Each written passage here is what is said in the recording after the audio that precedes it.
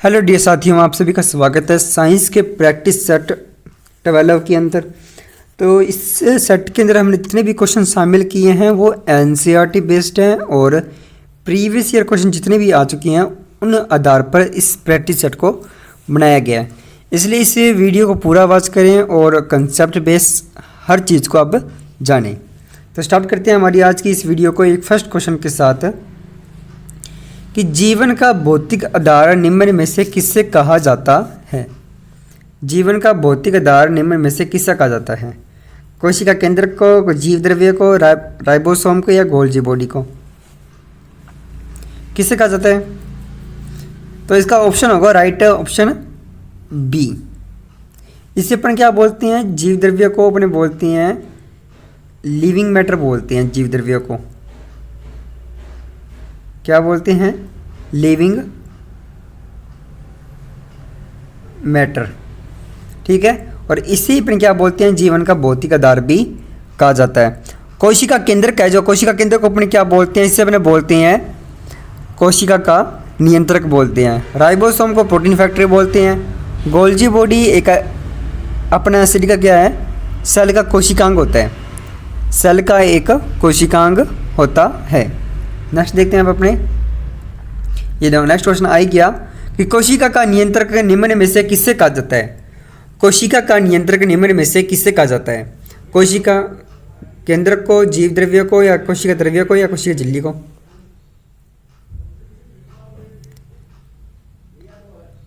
इसका right option होगा कोशिका केंद्र को। अभी आपको मैंने बताया था कोशिका केंद्र को अपने क्या बोलते हैं? कोशिका का नियंत्रक बोलते हैं। नेक्स्ट क्वेश्चन देखते हैं अब अपने कोशिका का प्रोटीन फैक्ट्री किससे कहा जाता है? लाइसोसोम को, सेंट्रोसोम को, राइबोसोम को या फिर गोल्जी बॉडी को? राइट ऑप्शन उसका होगा राइबोसोम। राइबोसोम को क्या बोलते हैं? अपने कोशिका की प्रोटीन फैक्ट्री कहते हैं। नेक्स्ट क्वेश्चन देखते हैं अब अपने कोशिका का पावर हाउस किससे कहा जाता है? कोशिका का पावर हाउस या कोशिका का बिजली घर निम्न में से किससे कहा जाता है? लाइसोसोम को कहा जाता है, सेंट्रोसोम को या माइटोकॉन्ड्रिया को या फिर गोल्जी बॉडी को? इसका राइट ऑप्शन होगा माइटोकॉन्ड्रिया। माइटोकॉन्ड्रिया को अपन क्या बोलते हैं? कोशिका का बिजली घर बोलते हैं, कोशिका का पावर हाउस भी बोलते हैं। यहाँ पे एक सब्स्टेंस होता है माइटोकॉन्ड्रिया के अंदर। वो कौन सा सब्स्टेंस होता है? यहाँ पे होता है वायवीय सब्स्टेंस। कौन सा सब्स्टेंस होता है? वायवीय सब्स्टेंस होता है। यहाँ पे वायवीय सब्स्टेंस के दौरान हमेशा क्या बनती है? जो ग्लूकोज होता है, जो ग्लूकोज होता है वो दो चीज़ों में टूटता है। किस में टूटेगा? ग्लूकोज दो चीज़ों में टूटता है। एक तो बनता है उसमें CO2 और एक इसमें बनता है H2O और साथ में इसमें बनती है यहाँ पे ऊर्जा। ठीक है, तो माइटोकॉन्ड्रिया के अंदर कौन सा सब्स्टेंस होगा? वायवीय सब्स्टेंस होता है। ग्लूकोज दो भागों में टूटेगा, कार्बन डाइऑक्साइड गैस के अंदर और जल के अंदर, और साथ में क्या बनती है? ऊर्जा बनती है। सब्स्टेंस की प्रक्रिया कहाँ पे होती है? माइटोकॉन्ड्रिया के अंदर होती है, जीवों के अंदर, मनुष्य के अंदर। नेक्स्ट देखते हैं अब अपने कोशिका के किस कोशिकांग को आत्मघाती थैली के नाम से जाना जाता है? आत्मघाती थैली यानी सुसाइड बैग, सुसाइडल बैग के नाम से किसे जाना जाता है? लाइसोसोम को जाना जाता है, सेंट्रोसोम को जाना जाता है या माइटोकॉन्ड्रिया को या फिर गोल्जी बॉडी को? इसका राइट ऑप्शन क्या होगा? तो इसका राइट ऑप्शन होगा कि आत्मघाती थैली के नाम से जाना जाता है लाइसोसोम को। लाइसोसोम क्या होती है? एक इसके अंदर एक थैली होती है प्रकार की वैसी है, और इसके अंदर क्या होती है?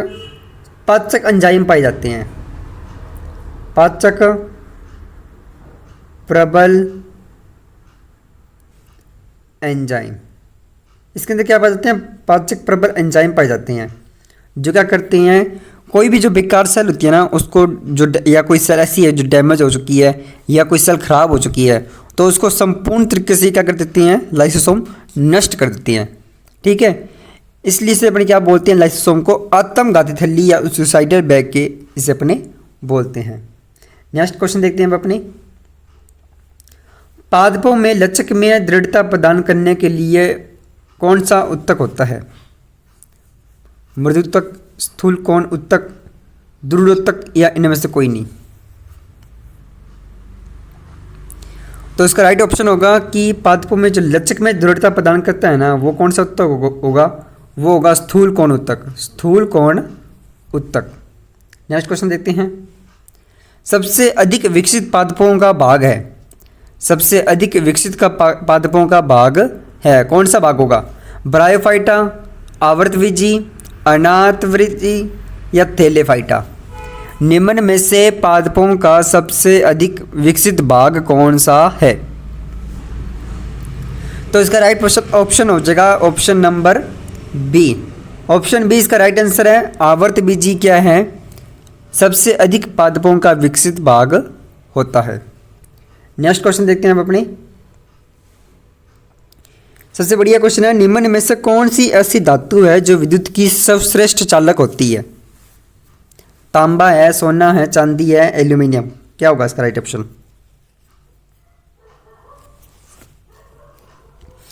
तो इसका राइट ऑप्शन हो जाएगा ऑप्शन नंबर सी। सबसे अगर आपसे पूछे सबसे सर्वश्रेष्ठ चालक कौन सी है, तो वो होती है चांदी। उसके बाद कौन सी होती है? उसके बाद होती है तांबा, और उसके बाद आता है एल्यूमिनियम। ठीक है, ध्यान रखना है इसके बारे में। नेक्स्ट क्वेश्चन देखते हैं। विश्व की सबसे कठोर धातु कौन सी है? सबसे बढ़िया क्वेश्चन है। विश्व की सबसे कठोर धातु कौन सी है? ध्यान रखना, क्वेश्चन ध्यान से पढ़ना।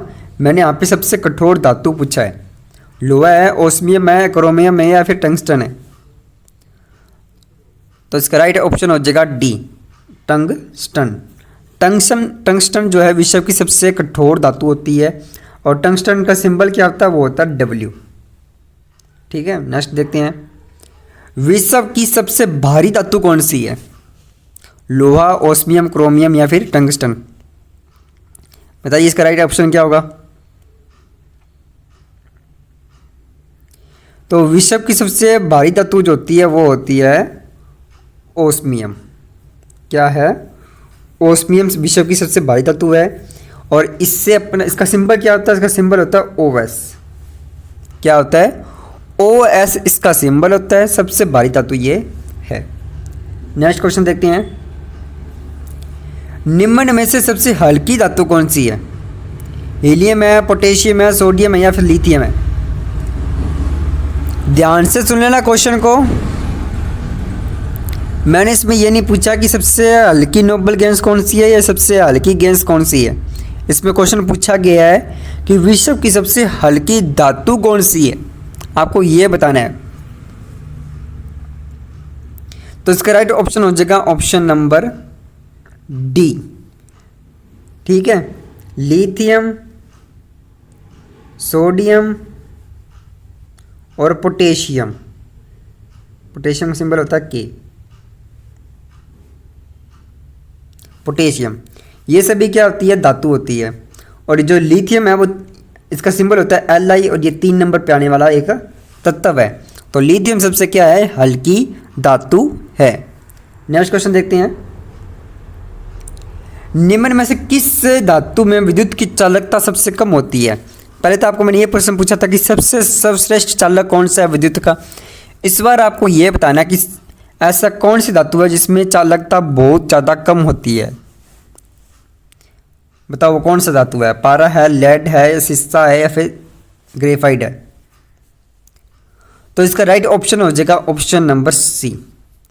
विश्व की सबसे हल्की धातु जो है, या सबसे विद्युत की कम जो चालक धातु है, सबसे कम चालक जो धातु है वो है सीसा, टीन जिसे अपने बोलते हैं। नेक्स्ट क्वेश्चन देखते हैं आप अपने। निम्न में से किस धातु के ऑक्साइड क्षारीय और अम्लीय प्रकृति नहीं दिखाते हैं? और क्वेश्चन ये है, अम्लीय प्रकृति नहीं दिखाते हैं, ये आपको बताना है। एल्यूमिनियम भी क्या करता है? क्षारीय प्रकृति और अम्लीय प्रकृति दिखाता है, इसके जो ऑक्साइड होते हैं। लेड ऑक्साइड के भी क्या करते हैं? लेड के ऑक्साइड जो होते हैं वो भी क्षारीय प्रकृति और अम्लीय प्रकृति दिखाते हैं। जिंक ऑक्साइड या और जिंक ऑक्साइड है ना, वो भी क्या करता है? क्षारीय प्रकृति भी दिखाता है और अम्लीय प्रकृति भी दिखाता है। इसलिए ये तीन तो क्या है? ये तीनों हैं उभयधर्मी ऑक्साइड। इनके जो ऑक्साइड होते हैं वो कौन से ऑक्साइड होते हैं? वो होते हैं उभयधर्मी ऑक्साइड, क्योंकि ये अम्लीय और क्षारकीय है, दोनों प्रकृति दिखाते हैं। और जबकि जो टीन होता है, टीन क्या करता है, ये अम्ल की जो क्षारीय प्रकृति दिखाता नहीं है। तो इसका राइट ऑप्शन हो जाएगा option number D. Next question देखते हैं। कार्बोनेट अयस्कों से निम्न धातु निम्न में से किस विधि द्वारा प्राप्त की जाती है? जो कार्बोनेट अयस्क होते हैं उसमें से जो धातु प्राप्त करते हैं, कार्बोनेट अयस्क में से जो धातु प्राप्त करते हैं उससे किस विधि द्वारा प्राप्त किया जाता है? वैद्युत अपघटन विधि द्वारा, निस्तापन द्वारा, भर्जन द्वारा या परिष्करण द्वारा? इसका राइट ऑप्शन आ जाएगा निस्तापन द्वारा। नेक्स्ट क्वेश्चन देखते हैं। सल्फाइड अयस्कों से, अब यहाँ पे पहले था कार्बोनेट अयस्क, अब यहाँ पे पूछ रहे हैं आपसे सल्फाइड अयस्क से धातु निम्न में से किस विधि द्वारा प्राप्त की जाती है? विद्युत अपघटन द्वारा, निस्तापन द्वारा, भर्जन द्वारा या फिर परिष्करण द्वारा? तो इसका राइट ऑप्शन हो जाएगा ऑप्शन नंबर सी। भर्जन द्वारा अपन क्या करते हैं, सल्फाइड अयस्कों से अपने धातु प्राप्त करते हैं। तो thank you, I hope that कि आपने सारे क्वेश्चन अच्छे से समझे होंगे। वीडियो पसंद आई है तो प्लीज़ वीडियो को लाइक जरूर करें और शेयर जरूर करें। और इसी तरह से अगर आप प्रैक्टिस चाहते हैं तो हमारे चैनल को सब्सक्राइब भी कर सकते हैं। वीडियो देखने के लिए धन्यवाद। अब आपसे मिलेंगे नेक्स्ट वीडियो में, तब तक के लिए जय हिंद, जय भारत।